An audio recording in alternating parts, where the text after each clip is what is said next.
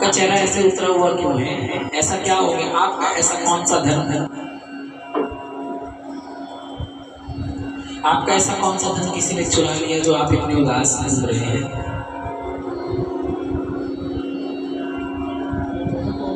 क्योंकि ऋषियों के पास, संतों के पास तो ऐसा कोई धन ही नहीं होता कि कोई चुरा ले। उनके पास तो भगवान के नाम रूपी धन होता है, और नाम रूपी धन को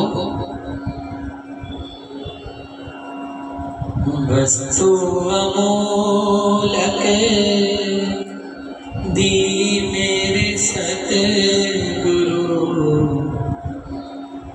कृपा करी अपनायो पायो जी मैंने राम रतन धन पायो, पायो जी मैंने राम रतन धन पायो, पायो जी मैंने राम रतन धन पायो, पायो जी मैंने राम रतन धन पायो। वस्तु अमोलक दी मेरे सतगुरु, वस्तु अमोलक दी मेरे सतगुरु, वस्तु अमोलक दी मेरे सतगुरु, वस्तु अमोलक दी मेरे सतगुरु, कृपा करी अपनायो पायो जी मैंने राम रतन धन पायो, पायो जी मैंने राम रतन धन पायो, पायो जी मैंने राम रतन धन पायो, पायो जी मैंने राम रतन धन पायो। जन्म जन्म की पूंजी पाई, जन्म जन्म की पूंजी पाई, पूंजी पाई, पूंजी पाई, पूंजी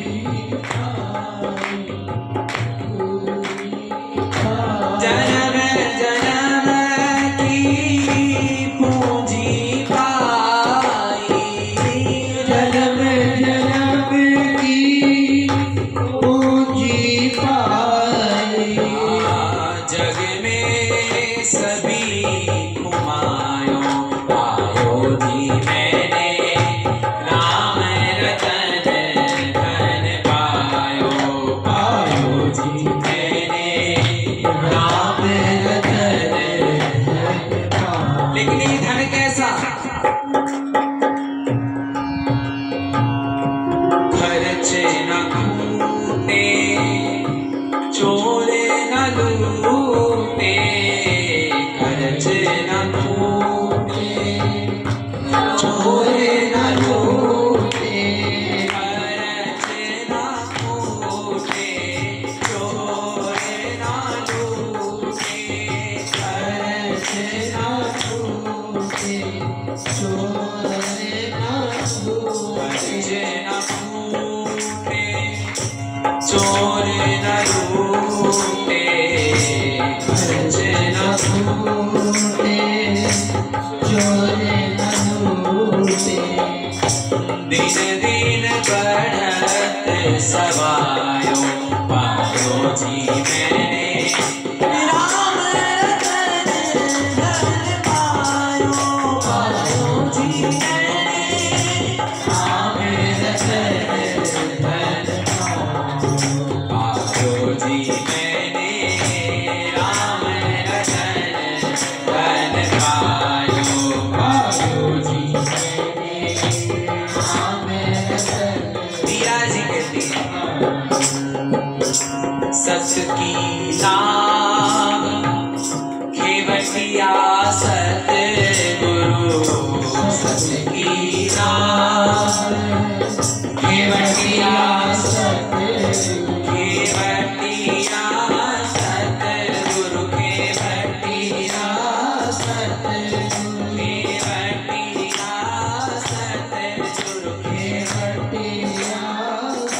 सच की नाव केवटिया सतगुरु सच की नाव केवटिया सतगुरु भव सागर तर आयो पायो जी मैंने राम रतन धन पायो पायो जी मैंने राम रतन धन पायो पायो जी मैंने राम रतन धन पायो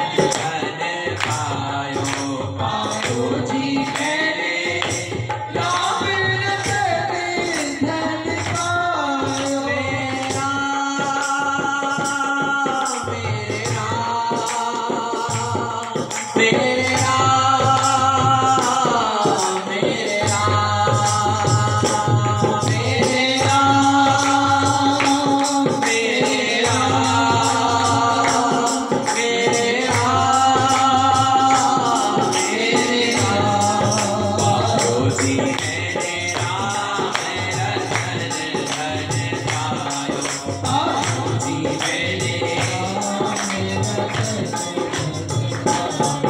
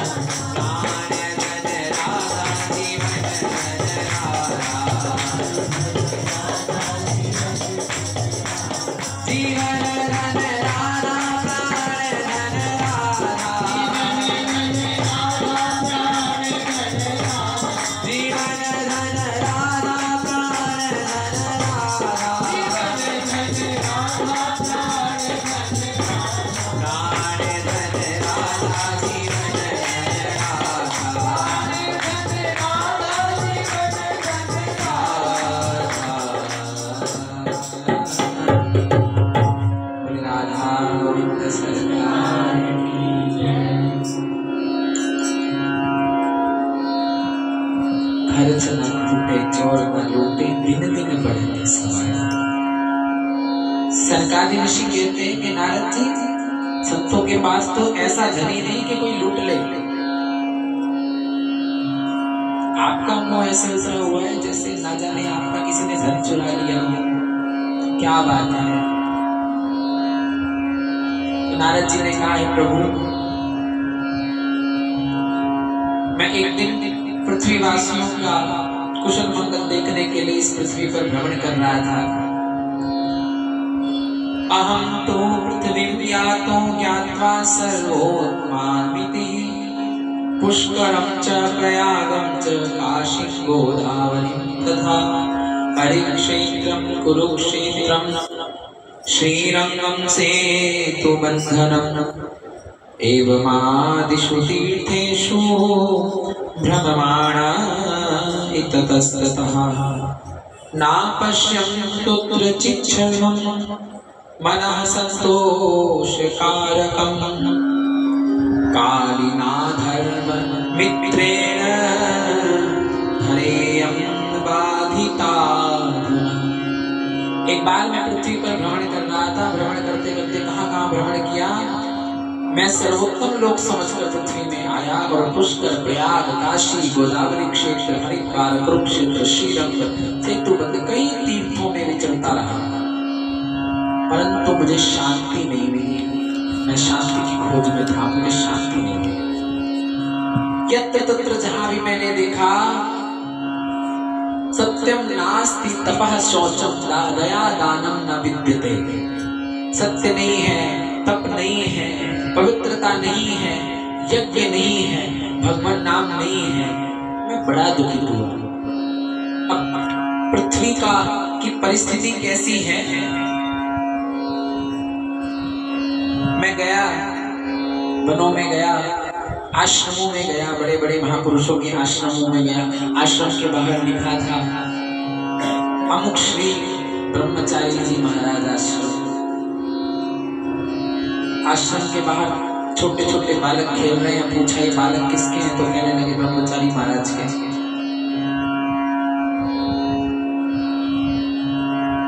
अब थोड़ी देर दूर आगे चला तो आगे जाकर के खूब हल्ला गुल्ला हो रहा था, शोर हो रहा था। मैंने पूछ लिया ये शोर कहाँ से हो रहा है, तो सुनने को मिला मौनी बाबा के आश्रम से।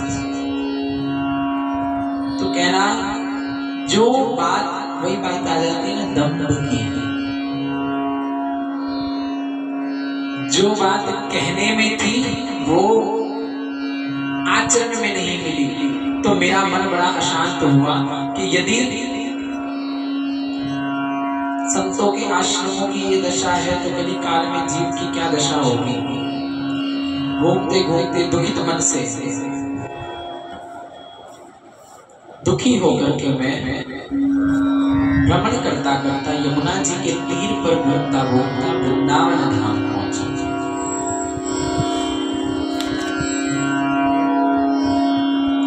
और जब वृंदावन धाम पहुंचा तो यत्र तत्र भक्ति का प्रसार देख करके मेरे मन को बड़ी शांति मिली। परंतु जब यमुना किनारे घूमता घूमता भ्रमण करता करता मैं आगे बढ़ा तो मैं क्या देखता हूँ, एक विचित्र लीला देखता हूँ कि एक युवावस्था को प्राप्त स्त्री अपने गोद में दो वृद्धों को लेकर के, दो वृद्ध पुरुषों को लेटा करके रुदन कर रही है। और उन देवी के चारों ओर स्त्री रूप धारण की हुई दिव्य स्त्रियां, कोई चमर कर रही हैं, कोई जल लेके खड़ी हैं, कोई पंखा झल रही है, सब उनकी सेवा में लगी हुई है। अब महाराज मैंने ये अनोखा दृश्य देखा तो मेरे मन में ये विचार आया क्यों ना मैं इन देवी जी से पूछ लूं कि देवी जी ऐसी क्या बात है, आप रुदन कर रही हैं, ये बुजुर्ग आपके गोद में जो वृद्ध पड़े हैं ये कौन है। तो कहने लगे, उसी समय मेरे हृदय में विचार आया कि ऐसा ना हो कि सारा स्त्रियों का समाज खड़ा है, मैं जाकर के पूछूं तो ये कहते बाबा जी तुम्हें क्या मतलब, हमारा महिलाओं का मामला है। तो मैंने नहीं पूछा, मैं जाने लगा। तो जैसे ही जाने लगा तो पीछे से उस देवी ने पुकार की, भो भो साधु शरणम तिष्ठा, शरणम तिष्ठा, कि हे साधु आप कहाँ जा रहे हैं, आप कुछ क्षण के लिए रुके, मेरी बात को सुन करके जाए।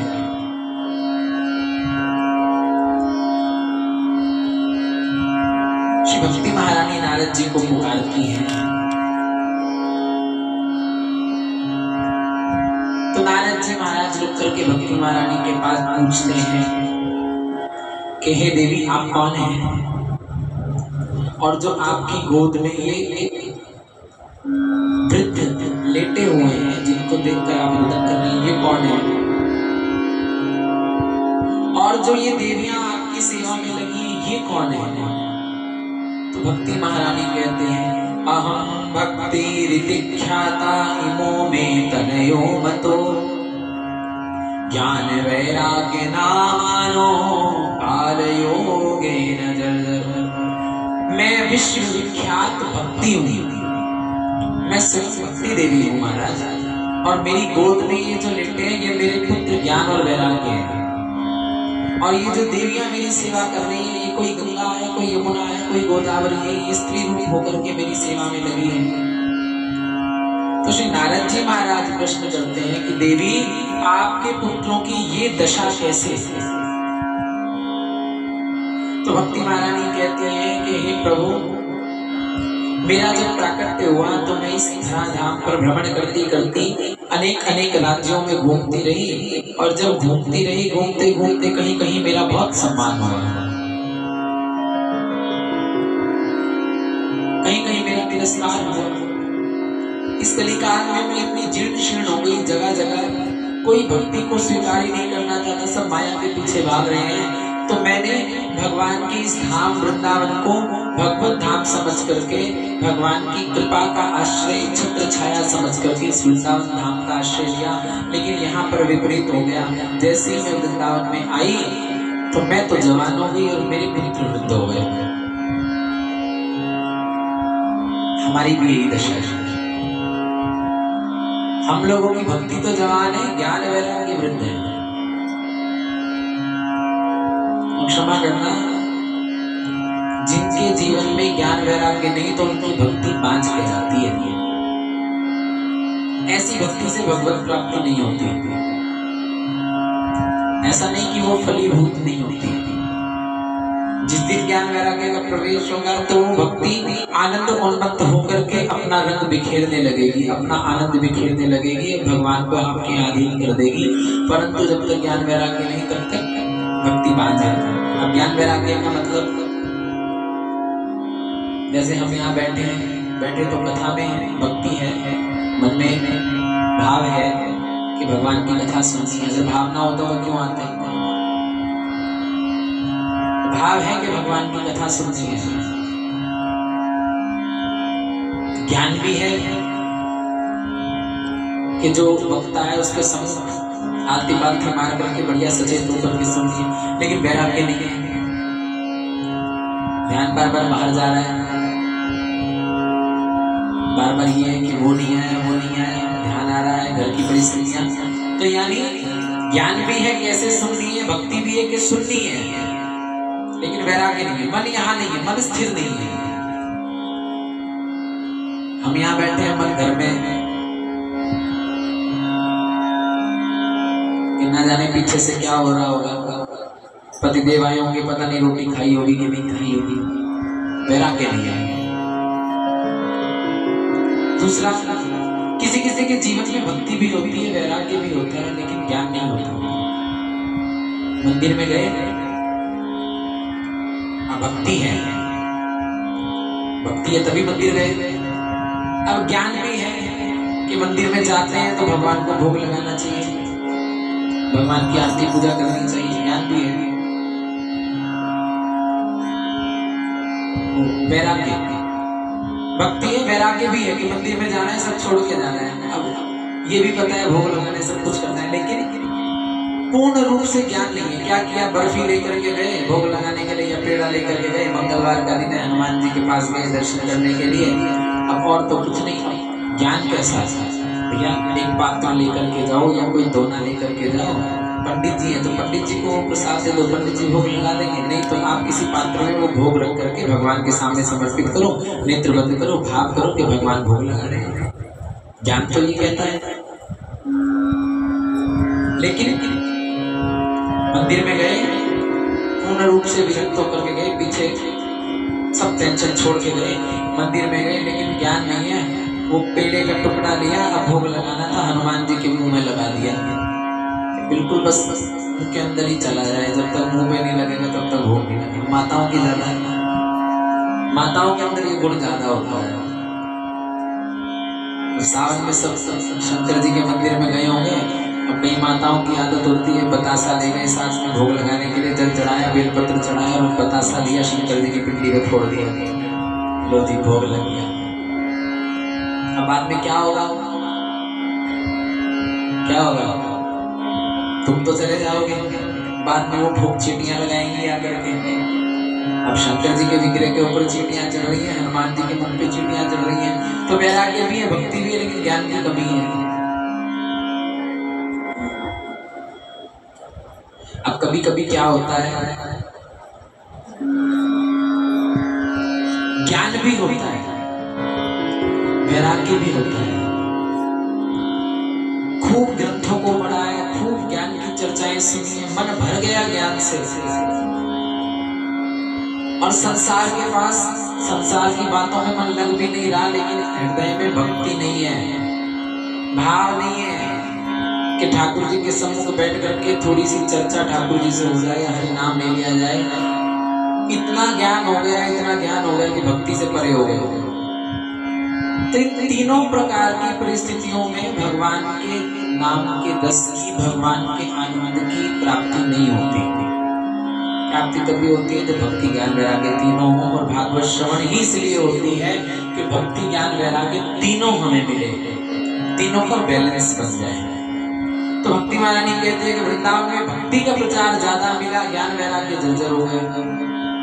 तो महाराज आप तो पहुंचे हुए संत हैं, आपके हाथ में क्या नहीं है, आप सब सामर्थ्यवान हैं, क्यों ना आप कुछ ऐसी कृपा करें कि मेरे पुत्र सचेत हो जाए।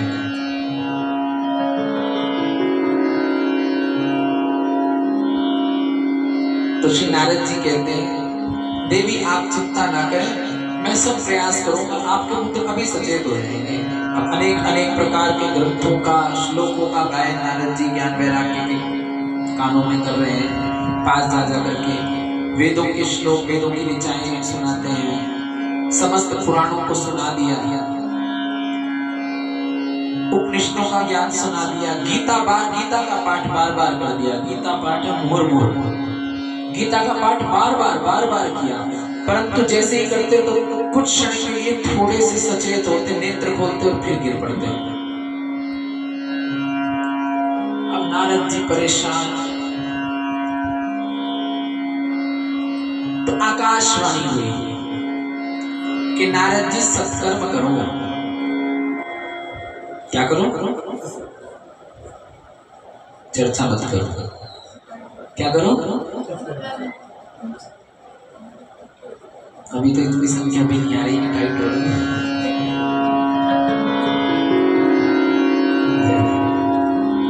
राधा गोविंद सरकार की, क्या कह रहे थे हम? सत्कर्म। आकाशवाणी हुई, नारद जी सत्कर्म करो।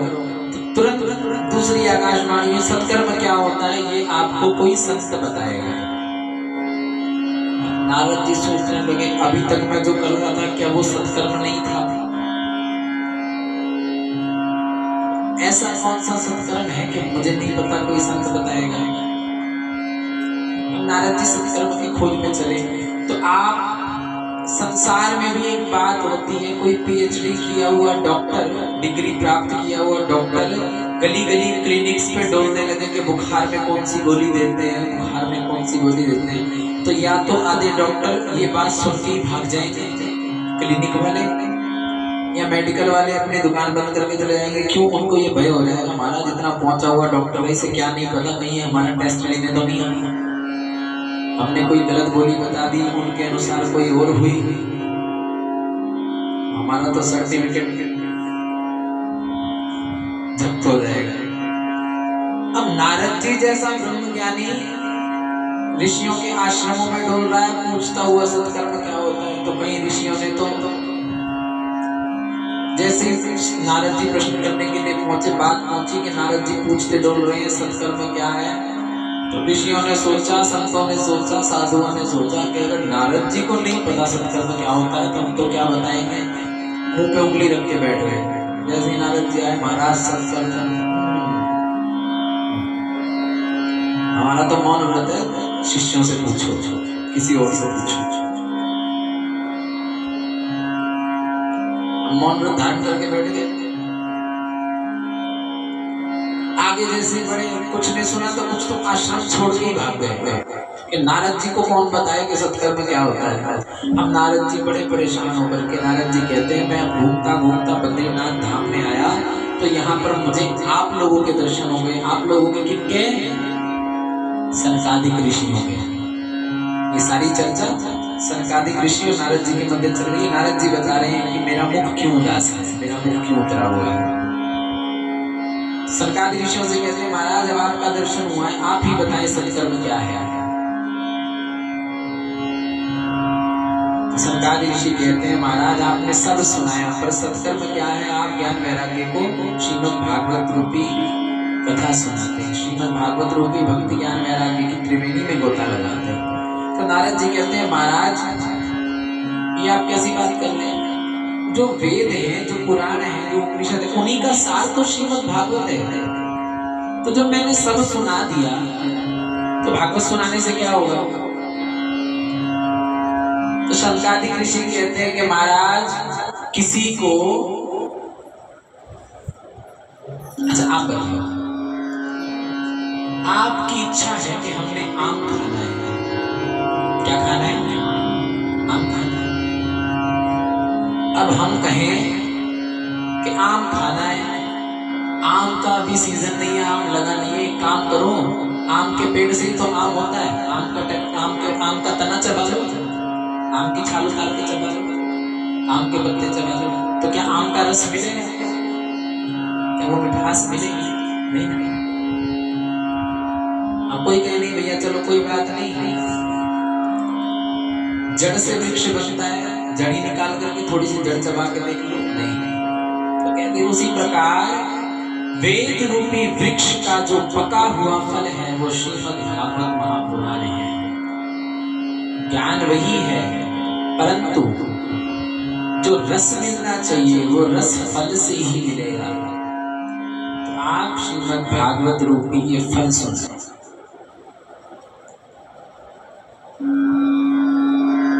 सनकादिक ऋषि नारद जी को श्रीमद् भागवत कथा सुनाने के लिए कहते हैं। तो नारद जी कहते हैं महाराज फिर अब और कौन सुनाए, हम भी क्यों सुनाए, आप जैसे ऋषि मिले हैं तो आप भी सुना दीजिए। तो आयोजन की तैयारी होने लगी, जैसे आप लोगों ने किया। आयोजन कहाँ किया जाए, तो चर्चा हुई, निर्णय निकला कि हरिद्वार में, हरिद्वार के निकट आनंदवन में। आनंदवन वही क्षेत्र है जहां आज शुभकाल है, उसी को पहले आनंदवन कहा जाता था, गंगा जी के किनारे ही। हरिद्वार तीर्थ के निकट आनंदवन में कथा सुनाई है। तो कहने लगे आनंदवन में ही क्यों, हरिद्वार के निकट ही क्यों। तो कहने लगे बद्रीनाथ ऊंचाई पर है, पर्वत चढ़ के घने जंगलों में। अब कुछ श्रोता ऐसे होंगे जो बेचारे नीचे के स्थलों पर रहते होंगे, तो यदि हरिद्वार के निकट कथा होगी तो जो नीचे रहने वाले हैं वो थोड़ा ऊपर सरक आएंगे, और जो ऋषि मुनि जो तपस्या करने के लिए पर्वतों में छिपकर बैठे हैं वो थोड़ा सा नीचे उतर आएंगे, बीच के मध्य में कथा हो जाएगी, सबको लाभ मिलेगा। कथा का आयोजन अब भैया व्यासपीठ कैसे बने, वहां तो कोई व्यवस्था नहीं, यहाँ तो फिर गद्दे मिल रहे हैं। तो गंगा जी की रज को ही एकत्रित करके एक चौतरा बनाया गया, ऊंचा स्थान बनाया गया, उस पर सनकादिक ऋषियों को विराजमान करके कथा श्रवण करी जाने लगी। अब नारद जी ने चारों तरफ प्रचलन कर दिया, ये बात फैला दी कि सनकादिक ऋषि कथा सुना रहे हैं, सनकादिक ऋषि कथा सुना रहे। सब आए, भृगु जी भाग भाग करके हाथ पकड़ पकड़ के खींच खींच के ला रहे हैं। तो किसी ने पूछ लिया भृगु जी क्यों ला रहे हैं, तो कहने लगे भृगु जी को पता है, सुनना आप लोगों को मतलब की बात है, भृगु जी जानते हैं कि भगवान के नाम के लिए यदि किसी को प्रेरित किया जाए तो उसके उस नाम के फल का कुछ अंश प्रेरित करने वाले को भी मिलता है। तो भृगु जी बड़े चतुर हैं, वो सोचने लगे कि हम तो कथा सुनेंगे, क्यों ना सबके हिस्से से थोड़ा थोड़ा हम भी कमा लें। तो जबरदस्ती खींच खींच करके लेके जा रहे हैं। इसीलिए आपको बार बार कहा जाता है सत्संग में अपने सबको लेकर के आओ। विवाह उत्सव की चर्चा हुई थी, सबको लेकर के आओ। देखो कोई भी धर्म कार्य हो, मान लो ये स्थल हमने चुना है, अब ये स्थान मानो आपका नहीं है, जिनका है उनका है। मानो आयोजन आपने किया, आपके पास स्थान नहीं है, आप धन भी लगा सकते हैं, आप व्यवस्था भी कर सकते हैं, आपके पास स्थान नहीं है। आपने अनुरोध किया कि महाराज आपके घर में हो जाए उत्सव, तो इन्होंने आज्ञा कर दी और आपने कर दिया। देखो वित्तीय सेवा और शारीरिक सेवा सब आप कर रहे हो, लेकिन स्थान किसका है? किसी और। तो आप कितना भी आयोजन अच्छे से कर लो, उस आयोजन का जो दशांश है, यानी लगा लो 10%, जिसका वो स्थान है उसको मिलेगा ही मिलेगा, क्योंकि उसने उस स्थान में सहयोग दिया। ऐसे ही जिसकी वित्तीय सेवा लगी होगी, जितने भागों में सेवा योगदान उस आयोजन में होता है, उतने भागों में वो फल मिलता ही मिलता है। स्थान को, उस स्थान में रहने वालों को, उस स्थान के द्वारा आसपास जो उस धर्म लाभ को ले रहा है, उन सबको उस पुण्य का अंश प्राप्त होता है। तो प्रभु जी महाराज भाग भाग कर वो पुण्य एकत्रित करने के लिए सबको बुला करके ला रहे हैं। और आनंदवन में कथा प्रारंभ हुई। श्री संतादिक ऋषियों ने कथा सुनाई, और जैसे ही कथा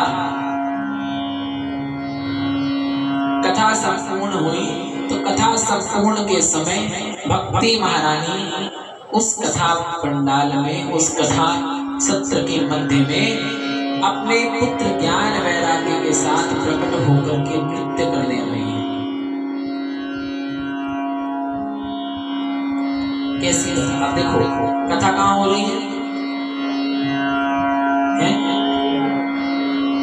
भक्ति महारानी कहाँ थी? ज्ञान वैराग्य कहाँ पढ़े थे? तो हमें ये प्रमाण मिलता है, यदि कोई कह दे कि चलो आपने पितृपक्ष में ही कथा रखी है, आप सोचेंगे आपके पितरों का कल्याण हो जाएगा, तो कैसे हो जाएगा? पितृ तो किस लोक में होंगे, तुम कथा कहाँ कर रहे हो? इसका प्रमाण यहाँ से मिल जाता है कि जिस जीव के निमित्त या जिस कार्य को लेकर के भगवत नाम का, भगवत सत्संग का, भगवत कथा का आयोजन हो, जिस संकल्प के साथ, जिसके लिए वो संकल्प हो, वो भगवान की कृपा से वहां तक पहुंच जाता है। आपने भगवान को साक्षी मान करके आयोजन किया, अब जितना आयोजन किया उस सबका पुण्य देने वाले कौन है? भगवान। अब जैसे कहते हैं ना, पानी से बिजली उत्पन्न हुई और बिजली उत्पन्न होने के बाद पावर हाउस में गई। अब पावर हाउस में जो व्यवस्था है, उस व्यवस्था के द्वारा वो ऑटोमेटिकली सभी आसपास के जो ट्रांसफार्मर्स हैं, जो टावर हैं, उनके अंदर वो बिजली पहुंच जाएगी। फिर उन ट्रांसफार्मर्स का काम है एक एक घर में वो अपने आप पहुंचा देंगे। क्या बिजली वाले जाकर के जब बिजली ऑन करते हैं एक एक घर में ऐसे तार लगाने जाते हैं कि आज इसके घर में, आज इसके घर में, वो अपने आप विद्युत संचालित हो जाती है। उसी प्रकार पुण्यों का फल देने वाले, कर्म का फल देने वाले परमात्मा हैं। आपने भाव किया कि किसके निमित्त आप इस पुण्य को अर्पित करना चाहते हैं, तो परमात्मा किसी भी लोक में, किसी भी परिस्थिति में, किसी भी अवस्था में जिसके लिए आपने संकल्प किया है, उस तक उस पुण्य के फल को पहुंचा देता है। बोले गोविंद भगवान की। तो भक्ति महारानी ताता थैया करके उस पंडाल में नृत्य करने लगी और गाने लगी, श्री कृष्ण गोविंद हरे मुरारे, हे नाथ नारायण वासुदेव, श्री कृष्ण गोविंद हरे मुरारे, हे नाथ नारायण वासुदेव, श्री कृष्ण गोविंद हरे मुरारे, हे नाथ नारायण वासुदेव, श्री कृष्ण गोविंद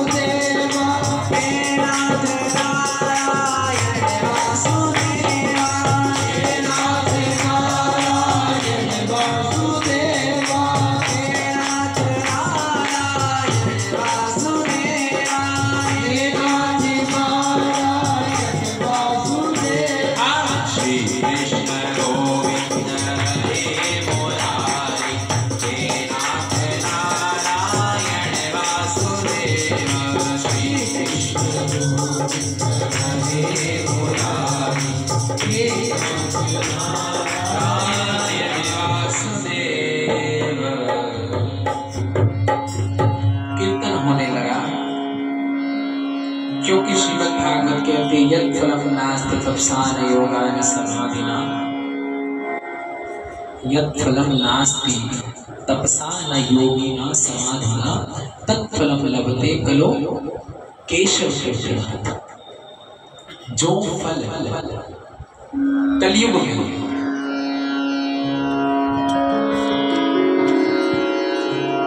तपस्या योग यज्ञ जप द्वारा नहीं मिलता, यत् फलं नास्ति तपसा न योगे न समाधि, समाधि से योग से तपस्या से इन सब से जो फल नहीं प्राप्त हो सकता वो फल भी इस कली काल में तत्फलम लभते सम्यकम कलो केशव कीर्तनात्। इस कली काल में वो फल भगवान श्री कृष्ण के नाम कीर्तन से मिल जाता है। इसीलिए बार बार संतजन हरि नाम करने के लिए प्रेरित करते हैं, क्योंकि श्री गोस्वामी तुलसीदास जी कहते हैं कलयुग केवल नाम आधारा, कलयुग केवल नाम आधारा, कलयुग केवल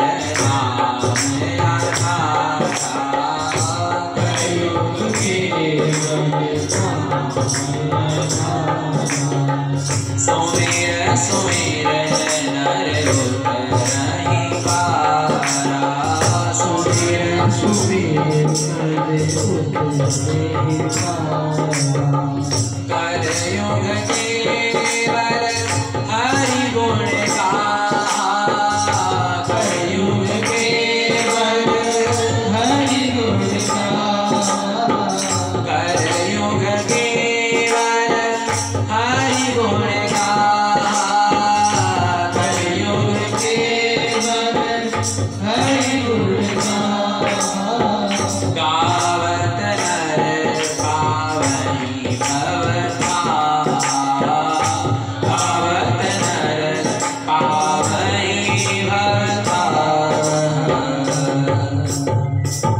कलयुग में केवल भगवान का नाम, कलयुग केवल नाम आधार, नाम ही आधार है। और उस नाम को जपते जपते कलयुग केवल हरि गुण गा, हरि नाम के गुणों को गाने से ही गावत नर पावई भवताह, भव सागर की थाह को पार कर जाता है जीव। किससे? भगवान के नाम कीर्तन से। तो नारद जी महाराज सनकादि ऋषियों से प्रश्न करते हैं, महाराज इस कथा को सुनने से आज तक कैसे कैसे लोग पार लगे हैं, ये श्रीमद् भागवत किन किन को पार लगाती है? तो श्री सनकादि ऋषि कहते हैं, महाराज आप ये पूछते हैं किन किन को पार लगाती है, ये पूछो कैसे कैसे को पार लगा देती है। नारद जी ने कहा, महाराज ऐसा क्या रहस्य है? तो श्री सनकादि ऋषियों ने कहा कि हम आपको इस कली काल की एक दिव्य कथा सुनाते हैं, जिसमें आत्मा आत्मदेव नाम का एक ब्राह्मण, कथा सबने सुनी हुई है, सूक्ष्म में ही हम सभी शामिल करेंगे। आत्मदेव नाम का ब्राह्मण जिसके यहाँ किसी भी संतति का प्रादुर्भाव नहीं हुआ, संतान नहीं हुई, तो संतान नहीं हुई तो बड़ा परेशान होकर के मन में ये भाव आया उनके कि महाराज जिसके यहाँ संतान नहीं होती उसकी गति नहीं होती है। संतान नहीं होगी, श्राद्ध कौन करेगा, तर्पण कौन करेगा, जाने के बाद अंत्येष्टि कौन करेगा, सेवा कौन करेगा, बुढ़ापे का सहारा कौन बनेगा। हम लोग कहते हैं बुढ़ापे की लाठी कौन बनेगा। आत्मदेव जी ज्ञानवान है, जिनको द्वितीय सूर्य के समान पृथ्वी पर समझा जाता था, वो आत्मदेव आज चिंतित होकर के जंगल की ओर अपने प्राण त्यागने के लिए चल पड़ते हैं। और जैसे ही प्राण त्यागने के लिए जाते हैं तो वहां पर एक संत की दृष्टि आत्मदेव जी पे पड़ती है। तो आत्मदेव जी प्राण त्यागने के लिए जा रहे हैं तो संत रोक लेते हैं, महाराज क्या हुआ, क्यों प्राण त्यागना चाहते? तो कहने लगा, महाराज हमारे घर संतान नहीं है। तब आप एक बात बताओ, आपके पास आप किसी ऐसे स्थान पर बैठे हो, कहीं से किसी ने एक पत्थर फेंक करके मारा, अब वो छोटा सा पत्थर आपके सिर में लगा, तो आपको दर्द होगा? लेकिन कोई पहाड़ का पहाड़ गिरा दे तो क्या होगा? अब आत्मदेव जी परेशान थे कि हमारे यहाँ संतान नहीं, और संत ने अपनी दिव्य दृष्टि से देखा तो संत ने कह दिया, सप्त जन्मावधि तो पुत्रो नास्ति। आप इस जन्म की बात कर रहे हैं, मैं आपके अगले 7 जन्मों तक का देख रहा हूँ, 7 जन्मों में आपकी कोई संतान नहीं होने वाली। अब कहा तो बेचारा एक जन्म से परेशान था, अब उसको पता चल गया कि अगले 7 जन्मों में मैं ऐसे रहूंगा, कोई संतान नहीं होगी। जोर से उठा करके अपना सिर नीचे जमीन पे मारा। और संत कहने लगे, अरे महाराज क्या कर रहे हो? संत आत्मदेव जी कहने लगे कि संत, अगर मुझे संत के दर्शन हुए हैं और आपके सम्मुख आने के बाद भी यदि मेरा उद्धार नहीं होता तो महाराज आपके चरणों में सिर पटक पटक के मैं अपने प्राण त्याग दूंगा, मेरी हत्या का पाप आपको लगेगा। अब संत कहने लगे, अच्छी मुसीबत बोलनी महाराज, लेकिन संतों की वाणी का, संतों के वाक्यों का जो मान है वो परमात्मा रखता है। संत ने भगवान से प्रार्थना करके ये झोलियों में फल डलवाने की, मुझे लगता है जो ये परंपरा है ना, ये वहीं से शुरू हुई है। संतान के लिए फल डलवाना वहीं से शुरू हुआ। संत ने परमात्मा से, भगवान से प्रार्थना करके अपनी झोली से एक फल निकाला और आत्मदेव जी को दे दिया कि जाकर के अपनी पत्नी को खिला देना। भगवान की कृपा से आपके यहाँ योग्य संतान हो गई।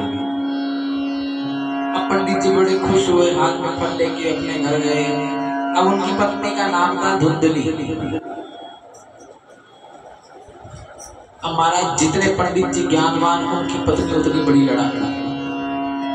तरह से कोई बात हो तो लेके डंडा पंडित जी के पीछे पड़ जाएगा। जब तक रोज किसी के साथ कलेश ना कर ले, गाँव में लड़ ना ले, तब तक उसको चैन रोटी हजम ना हो सके। अब पंडित जी बड़े प्रसन्न होकर के हाथ में फल लेकर के आए। अरे भाग्यवान, जल्दी आओ, देखो हम क्या लेकर के आए, क्या लेकर के आए। धुंधली ने सोचा पता नहीं मेरे लिए कोई 9 का हार लेके आए होंगे। अब जैसे बाहर आई और हाथ में देखा फल, और खूब खड़ी खोटी पंडित जी को सुनाई। इतना दिमाग खराब किया, इतनी दौड़ दौड़ के मैं आई, गिर जाती तो मुझे तो लगा पता नहीं क्या तुम हीरो का हार लेके आए होंगे। गए फल के लिए, क्या हमने कभी फल नहीं देखा? पंडित जी कहने लगे, देवी ये ऐसा वैसा फल नहीं है। अब धुंधली कहती है, महाराज ऐसा वैसा फल नहीं है, मैं अमेरिका से थोड़ी लेके आई हूँ, है तो फल ही, मुझे तो फल ही नजर आ रहा है।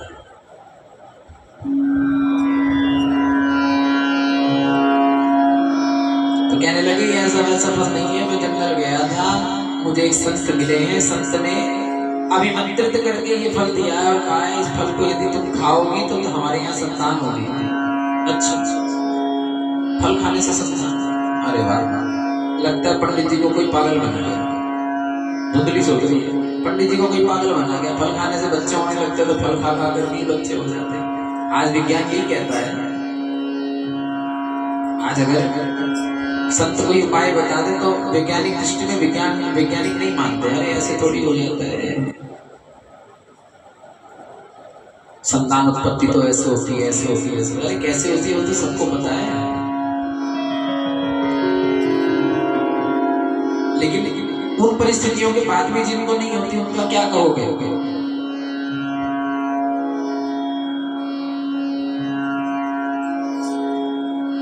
अपने कल्याण का प्रयास कौन नहीं करता? अपने वंश को चलाने का प्रयास कौन नहीं करता? सब करते हैं। अच्छा, अगर तब भी किसी की संतति ना हो तो यानी परमात्मा ने वो कृपा नहीं की, और किसी संत के आशीर्वाद से या किसी उपाय से वो संतति हो जाए, तो यही आज धुंधली वाला मस्तिष्क हम लोग हो गए हैं। जो ज्यादा पढ़े लिखे वैज्ञानिक होते हैं वो यही करते हैं, अरे महाराज ऐसे थोड़ी हो जाता है। तो धुंधली भी यही कह रही है, अरे महाराज फल खा खा करके संतान होने लगते तो फल खा के संतान करवा लेते हैं। तो उन्होंने कहा, आत्मदेव जी ने कहा, अच्छा, बोले कृष्ण कन्हैया लाल की। अरे बारिश का इतना डर।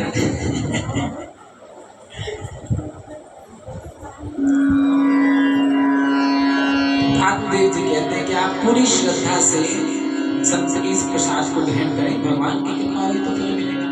अब वो तो फल देकर के चले गए। अच्छा, कमी कहाँ रह जाती है? जब संत हमें जैसा कहें हम वैसा ना करें। संत ने क्या कहा था? फल ले जाकर के अपनी पत्नी को खिला देना। यही कहा था कि पत्नी को दे देना।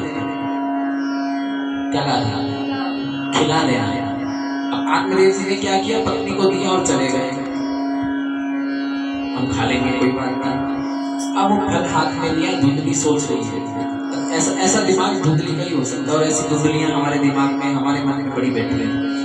अब वो फल लेकर के हाथ में सोच रही है, अगर ये फल सच्चा हुआ और मैंने फल खा लिया तो मैं तो गर्भवती हो जाऊंगी। अच्छा जी, अब गर्भवती अगर हो गई तो मेरी तो सारी सुंदरता बिगड़ जाएगी, मेरा पेट निकल आएगा। चलो, धुंधली ने फल नहीं खाया, हाथ में लेकर के सोच रही थी, इतने में उसकी एक सहेली आ गई। अब सहेली आई, सहेली को भी बताया ये किसी संत ने दिया है, गर्भवती हो जाएंगे, संतान होगी। सहेली कहने तो अच्छी बात है, तुम्हारे यहाँ संतान नहीं है, खा लो। तो कहने लगे, अरे नहीं, मैं सोच रही हूँ फल खा लिया, गर्भ हो गया तो मैं भागूंगी कैसे? ये धुंधली सोच रही, अगर मैं गर्भवती होगी तो भागूंगी कैसे? अब उसकी वो सहेली कहने लगे, अरे भागेगी कैसे? तूने कौन सा मैराथन में दौड़ लगानी है जो तू भागेगी? कहने लगी, मैंने सुना है जब गर्भ हो जाए तो व्यक्ति तेज नहीं दौड़ सकता, स्त्री दौड़ नहीं सकती, दौड़ भाग नहीं कर सकती। और कहीं मुझे गर्भ हो गया, पीछे से गांव में डाकुओं का, चोरों का आक्रमण हो गया, उन्होंने गांव में आग लगा दी, तो सब तो भाग जाएंगे और मैं कैसे भागूंगी? मैं तो जल के मर जाऊंगी। वो बेचारी सहेली समझा के परेशान हो गए, भैया तुझे कौन समझाए, मैं तो चली, अब तू खा जाए नहीं खा। अब थोड़ी देर बाद उसकी बहन आई। अब भगवत कृपा से उसकी बहन को भी संतान होने वाली थी। अब उसने वही बात अपनी बहन के सामने रखी, ये फल है, इससे संतान होगी, लेकिन मैं खाना नहीं चाहती। तो उनकी बहन ने कहा, देख बहन, हमारे यहाँ पहले से बहुत सारी संतानें हैं और मेरा पति है लालची, उसको धन की आवश्यकता है, हमें धन चाहिए तो मैं संतान चाहिए, मैं गर्भ से हूँ। तू एक काम कर, 9 महीने पंडित जी के सामने ये स्वांग करती रहना कि तू गर्भवती है, और 9 महीने बाद जब तक मेरी संतान होगी तो मैं अपनी संतान तुझे दे दूंगी, तू मुझे धन दे देना, मैं धन लेकर के अपने पति का मुंह बंद कर दूंगी और उस संतान का तू पालन पोषण कर देना, कहना कि मेरी संतान है। तो कहने लगी ये फल। तो उसकी बहन बोली कि फल की परीक्षा हो जाएगी, तेरे आंगन में जो गाय बंधी है वो भी तो बांझ है। आत्मदेव जी की ऐसी लीला थी, आत्मदेव जी की पत्नी को भी संतान नहीं, जो गऊ बांधी गऊ को संतान नहीं, और जो वृक्ष लगाए वो वृक्ष भी बांध उसको फल भी ना हो। तो कहने लगे परीक्षा भी हो जाएगी, गाय को दे दे फल। अब धुंधली ने क्या किया, वो फल काट करके गाय को खिला दिया। अब संत वाक्य तो फलीभूत होना ही था। अब समय के साथ उसकी बहन को पुत्र हुआ। जब बहन को पुत्र हुआ तो बहन ने अपना पुत्र धुंधली को दे दिया, उसने धन दे करके उसको विदा कर दिया। और धुंधली ने कह दिया अरे हमारे यहाँ पुत्र हुआ। नामकरण की बारी आई, आत्मदेव जी नामकरण करने लगे। अरे हाँ, 9 महीने दर्द सहा हमने, तकलीफ सही हमने, नाम तुम रखोगे? हम रखेंगे। आप धुंधली कहते नाम मैं रखूंगे, मेरा नाम धुंधली, मेरे पुत्र का नाम धुंधुकारी, जो चारों तरफ धुम धुम करता हुआ डोले, हर किसी से मार धाड़ करता हुआ डोले, उसी को धुंधकारी। अब इधर धुंधकारी का नामकरण हुआ, इधर पीछे से उसकी आत्मदेव जी के परिवार की एक दासी आई सूचना लेकर के कि महाराज बधाई हो, आपकी गाय को प्रसव हुआ है और गाय ने भी बच्चा दिया है। तो धुंधली कहने लगी महाराज इसमें कौन सी खुशी की बात है, अरे गाय ने बच्चा दिया, सब सारी गाय देती है। तो दासी ने कहा अनोखी बात ये हुई है, गाय ने बचना नहीं दिया, गाय ने एक मनुष्य के बच्चे को जन्म दिया है। बस अंतर इतना है कि उसके कान गऊ जैसे। आत्मदेव जी ने उनका नाम रखा गोकर्ण। बोले गोकर्ण जी महाराज की। समय बीतता रहा, आत्मदेव जी दोनों पुत्रों को शिक्षा दे रहे हैं, लेकिन समय के साथ गोकर्ण पंडितो ज्ञानी धुंधकारी महाखल। गोकर्ण जी तो ब्रह्म ज्ञानी बने, उन्होंने समस्त ज्ञान अर्जन किया, और धुंधकारी का जो ध्यान था वो धुंधली की तरह इधर उधर मार धाड़ लड़ाई झगड़ा चोर लूट में लगा रहता था, लूट कपाट में। अब जुआ खेलता, घर से धन ले जाता, सब धन जुए में हार के आ जाता। अब एक दिन पिताजी के पीछे पड़ा, पिताजी हमें धन बताओ, हमने सुना तुमने धन छुपा रखा है, हमें धन चाहिए, जुआ खेलना है। अब पिताजी कहने लगे हमारे पास कहाँ से धन आया। पीछे से गांव वालों ने शिकायत की कि तुम्हारा पुत्र तो पूरे गांव में आतंक मचा करके रखता है। आत्मदेव जी समझाने लगे तो धुंधकारी ने आत्मदेव जी को एक चमाट लगाई। अब आत्मदेव जी मन में सोच रहे कि कहीं परमात्मा ऐसा कर देता कि मुझे पुत्र ही ना होगा। अच्छा, यही आत्मदेव थे जो पहले परेशान थे किस बात से कि पुत्र नहीं है। अब यही आत्मदेव परेशान है कि पुत्र क्यों है, ऐसा पुत्र होने ही नहीं चाहिए। अब जब चिंतित हुए तो गोकर्ण जी ने अब फिर पढ़ने को जा रहे हैं, तो गोकर्ण जी मिले। गोकर्ण जी ने भली प्रकार समझाया कि पिताजी संतान तो कुत्ता बिल्ली सुअर के भी होते हैं, आप एक संतान के लिए इतना व्यथित हो रहे हैं। कुत्ता बिल्ली की तो 10-10 12-12 होती हैं, क्या उनकी सदगति हो जाती है? सदगति केवल भगवान के नाम से ही होती है, भगवान के भजन से होती है। तो हे पिताजी, यदि आप जंगल वन में जा भी रहे हैं तो प्राण त्यागने की भावना से नहीं, आप भगवत प्राप्ति के भावना से जाएं और भगवान का भजन करें। और गोकर्ण जी के ज्ञान से आत्मदेव जी ने भगवान की प्राप्ति की। अब इधर आत्मदेव जी तो चले गए, धुंधली रह गई घर में अकेली। अब जब सब धन खत्म हो गया तो धुंधकारी अपनी माँ के पीछे पड़ा कि पिताजी तुम्हें जरूर बता के गए होंगे कि कहाँ कहाँ धन गड़ाया है। पुराने लोग धन गाड़ के रखते थे, तिजोरी तो होती नहीं थी कि कोई लॉकर बैंक में के लॉकर में छुपा दिया, तो क्या करते थे मटके में डाला और उसको भरता और एक निश्चित स्थान पर छुपा दिया। समय जब आवश्यकता है समय आने पर निकाल भी लेते थे, कई लोग भूल जाते थे। आजकल सुनने को मिलता है कि फलानी जगह गड़ा हुआ धन मिला, वहां मिला, वहां मिला, तो ये वही धन है। तो अपनी माँ को परेशान किया। जब धुंधली ने हाथ पैर जोड़े, महाराज मुझे नहीं पता बेटा मेरा धन कहाँ पर है, मुझे नहीं पता कौन सा धन, और कोई धन नहीं है, जितना था तूने खत्म कर दिया। तो कहने लगा सीधी सीधी तरह बताती है कि ये जलती हुई लकड़ी से तेरी पिटाई करूंगा। अब धुंधली बड़ी परेशान, लकड़ी लेकर के, जलती हुई लकड़ी लेकर के, मशाल लेकर के अपनी माँ को मारने दौड़ा। रात के अंधेरे में जैसी अपनी माँ के पीछे दौड़ा, धुंधली भागती हुई अपने घर से भागी। आंगन में कुआं था, कुआं नजर नहीं आया, कुएं में गिरी और गोविंदाय नमो। आप धुंधकारी स्वच्छंद हो गए और माता पिता के जाने के बाद गोकर्ण जी भी उस दुष्ट के पास नहीं रुके। गोकर्ण जी तीर्थ यात्रा के लिए निकल गए। इधर धुंधकारी आज तक तो छोटी मोटी चोरियां करता था। चोरियां करते करते करते करते 5 गणिकाओं को ला करके, 5 वैश्याओं को ला करके अपने घर में रख लिया। अब उनके साथ भोग विलास करता, चोरी करता। अब वैश्याएं भी खूब आने के रोज धन लेके आते हैं। अब एक दिन धुंधकारी ने राजा के यहाँ चोरी हुई, खूब धन लेकर के आया। बड़ी वैश्याओं ने सोचा महाराज ये रोज तो छोटी मोटी चोरी करता था, कोई बात नहीं, राजा के घर में चोरी करके आया और राजा को पता चल गया तो इसके साथ हम भी मारे जाएंगे। तो क्यों ना इतने ही धन को संचित कर लिया जाए और इसको मार दिया जाए। रात्रि का समय हुआ, धुंधकारी को अत्यधिक मदिरा का पान करा करके मदोन्मत्त कर दिया और गला घोट करके उसको मारने का प्रयास किया, लेकिन धुंधकारी की मृत्यु नहीं हुई। तो वैश्याओं ने चूल्हे में जल रहे जलते हुए अंगारों को लेकर के गोकर्ण के मुख में डाल दिया, जिससे तड़प तड़प करके धुंधकारी के मुख में डाल दिया, जिससे तड़प तड़प करके धुंधकारी की मृत्यु हो गई। और जब मृत्यु हो गई तो बना भयंकर प्रेत। प्रेत बना। अब वो गणिकाएं धन लेकर के वहां से भाग गई। गोकर्ण जी को पता चला तो गोकर्ण जी ने गया में जाकर के अपने भाई के नाम का श्राद्ध कर दिया। श्राद्ध किया। कुछ समय बाद भ्रमण करते करते गोकर्ण जी के मन में इच्छा हुई कि क्यों ना अपने गांव, अपने घर में जाकर के एक बार देख करके आए कैसी क्या परिस्थिति है, हमारा जन्म स्थान है।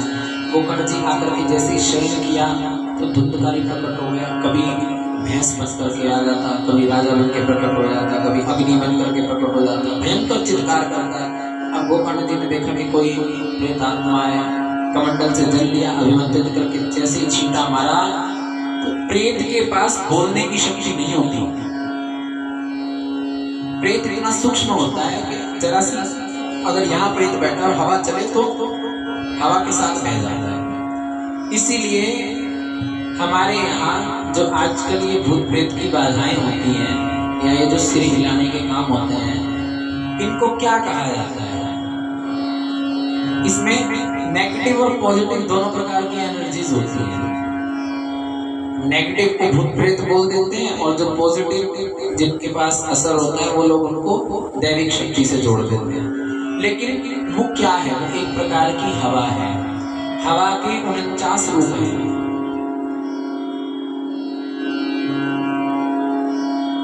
रामचरितमानस में जब हनुमान जी लंका जलाते हैं तो उसमें वर्णन आता है, चले मरुत 49 अट्टहास कभी गर्जा, अट्टहास कहीं गर्जा, कभी बड़ी लागी आकाश। आग को फैलाने के लिए पवन देवता के जो 49 प्रकार के गण हैं वो इस प्रकार चले कि आग चारों तरफ फैल गई। उन 49 गणों में एक हवा, एक वायु ये भी है जो प्रेतों को लेकर के, शक्तियों को लेकर के बहती है। अब प्रेत के पास बोलने की शक्ति नहीं थी। गोकर्ण जी ने जैसे ही अभिमंत्रित जल मारा तो बोलने की शक्ति प्राप्त हुई। तो धुंधकारी कहने लगा, अहम भ्राता त्वदीयोऽस्मि धुंधकारी इति नामतः। कहे गोकर्ण जी मैं आपका भाई हूँ, मेरा नाम धुंधकारी है। तो गोकर्ण जी कहने लगे, अरे तुम प्रेत कैसे बने? तुम्हारा तो हमने श्राद्ध कर दिया था गया में। तो धुंधकारी कहता है, गया श्राद्ध शतेनापि मुक्तिर्मे न भविष्यति। एक नहीं, दो नहीं, 100 श्राद्ध भी मेरे नाम से गया में कर दो तो मेरी मुक्ति नहीं हो सकती। अच्छा क्यों नहीं हो सकती? अब यहाँ से 2 बात आती है। इसका मतलब फिर गया में किया हुआ श्राद्ध, शास्त्र कहता है गया में जिसका पिंडदान श्राद्ध हो जाए उसकी मुक्ति हो जाती है। और धुंधकारी कह रहा है कि भाई 100 श्राद्ध करो तो भी मेरी मुक्ति नहीं होगी। क्यों क्यों क्यों? जब आजकल हम लोग पढ़ते हैं।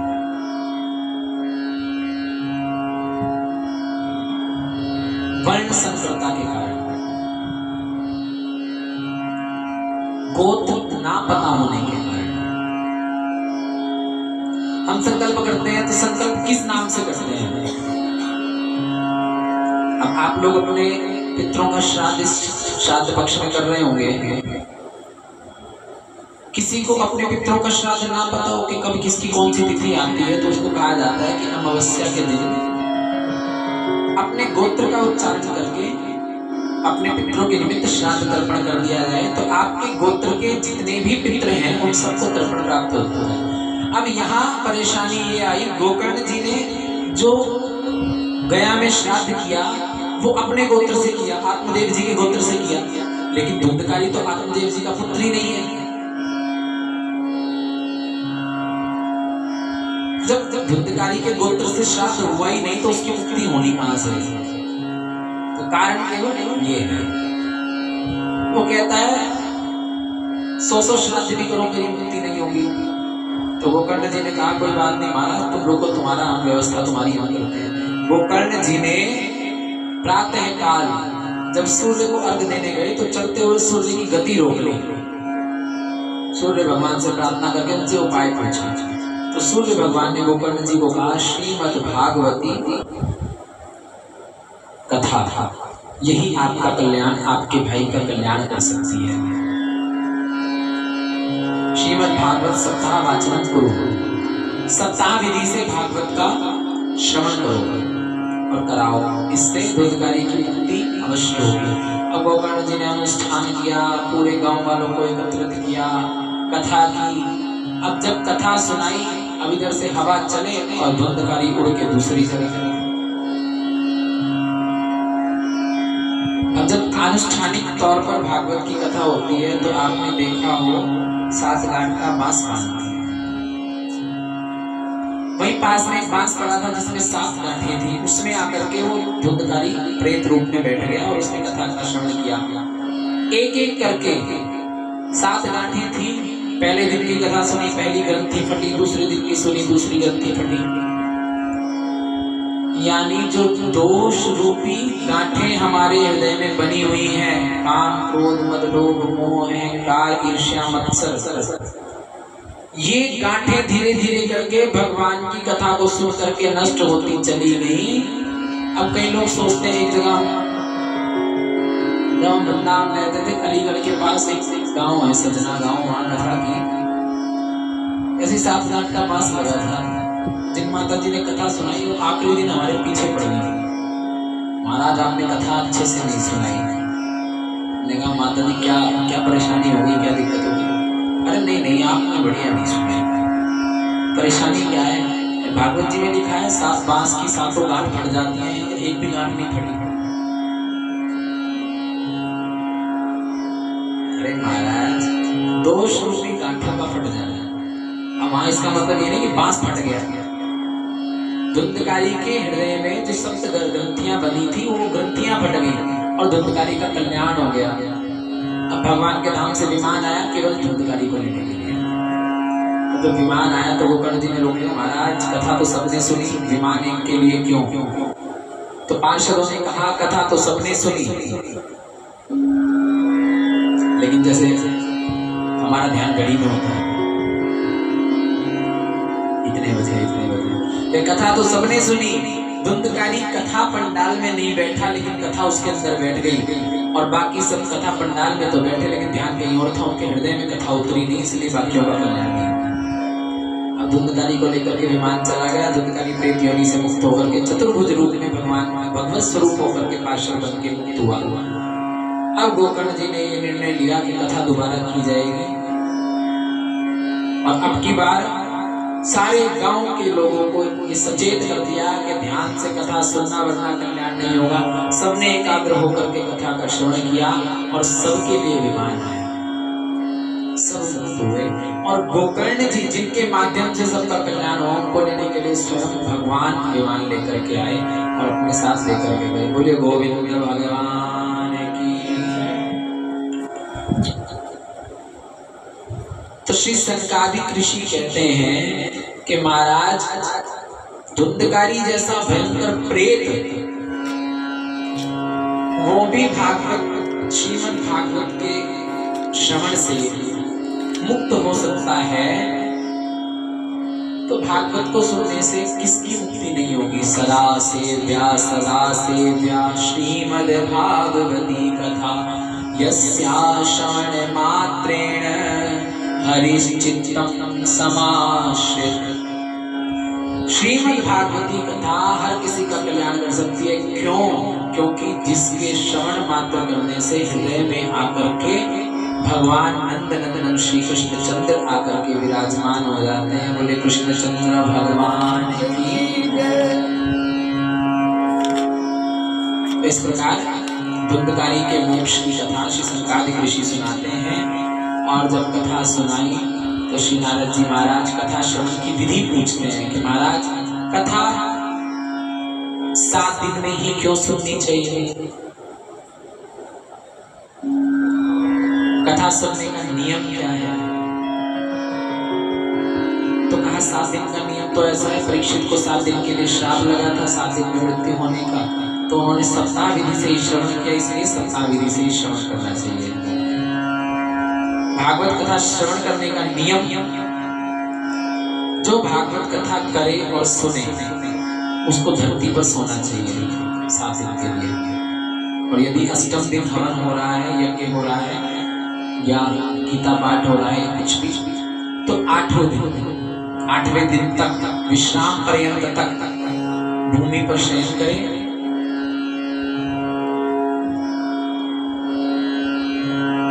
निर्जला व्रत रह करके कथा सुने। यदि निर्जल रह करके नहीं सुन सकता तो कहा दूध पी करके कथा सुन, केवल दूध का पान करके। दूध पी करके नहीं सुन सकता तो दही खा करके नहीं तो घी पी करके। हमारा कलयुग में घी किसे बच गया? इस परिवार को तो बच जाएगा क्योंकि देसी गौ है। वेद रक्षणा गौ माता का घी दूध सब बच जाता है। ये जो जर्सियों का पीते हो वो नहीं बचता। और पूज्य गुरुदेव कहते हैं कि भगवत कार्य कोई भी हो उसमें वेद रक्षणा गौ माता का ही गौ घृत, दुग्ध घृत और दही यूज होना चाहिए, इस्तेमाल होना चाहिए, जर्सी का नहीं। क्योंकि जो गाय जैसी दिखने वाली जो दूसरी गौ है उन सबके अंदर कोई ना कोई दोष है। डॉक्टर ने आपकी किसी बीमारी की वजह से वो चिकना खाना कौन सी बीमारी में बंद करते हैं? घी, तेल, कोलेस्ट्रॉल में क्या बताते हैं? कोलेस्ट्रॉल में है ना। लेकिन अगर आप देसी गाय के घी का उपयोग करते हो तो डॉक्टर कभी मना नहीं करेगा, आप खा सकते हैं। कोई नवजात शिशु हो और किसी कारणवश उसकी माता उसको दूध ना पिला पाए तो डॉक्टर यही कहता है हमारा देसी गाय का दूध पिलाओ। क्यों? क्योंकि उसके अंदर माँ के दूध के समस्त पोषक तत्व होते हैं। इसीलिए हम वेद लक्षणा जो हमारी देसी गौ माता है उनको हम गौ माता कहते हैं, वो हमारी माँ स्वरूप है।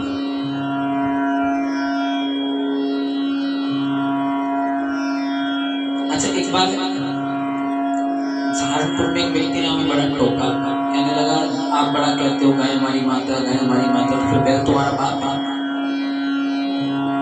ये हंसने की बात नहीं है। कोई कहे तो कहा करो हाँ है, बैल हमारा बाप है।